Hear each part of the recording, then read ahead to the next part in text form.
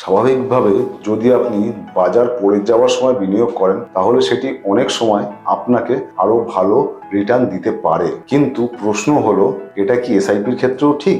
আচ্ছা, আজকের আমি সত্যজিৎ রায় আপনাদের সাথে শেয়ার করছি ওয়াইটো মিউচুয়াল ফান্ডের একটি খুবই ইন্টারেস্টিং গবেষণা। এই গবেষণাতে দেখা গেছে যে দীর্ঘমেয়াদে বাজারের সময় ধরার থেকে বিনিয়োগ শুরু করতে দেরি করাটাই আসলে বেশি ক্ষতিকর। একবার এটা আপনারা চিন্তা করুন যে ঈশ্বর আপনাকে এমন একটি জাদুকরী ক্ষমতা দিলেন যাতে আপনি বাজারের একদম নিচের স্তরটা আগে থাকতেই জানতে পারেন। ফেব্রুয়ারি 2000-এ যখন সেন্সেক্স ছিল 6300, তখন আপনি এসআইপি শুরু না করে একটু বুদ্ধি খাটিয়ে অপেক্ষা করলেন, আর ঠিক বাজারের নিচের স্তরে অর্থাৎ সেপ্টেম্বর 2001-এ যখন সেন্সেক্স প্রায় 2900, তখন এসআইপি শুরু করলেন। এই 19 মাসের দেরিতে আপনি প্রায় 1,90,000 টাকা কম বিনিয়োগ করেছেন, কিন্তু তার ফলাফলটা কি হলো সেটা একবার আমরা দেখেন। ফেব্রুয়ারি 2000-এর শুরুতে করা এসআইপি এর বর্তমান মূল্য প্রায় 2,22,00,000 টাকা, আর সেপ্টেম্বর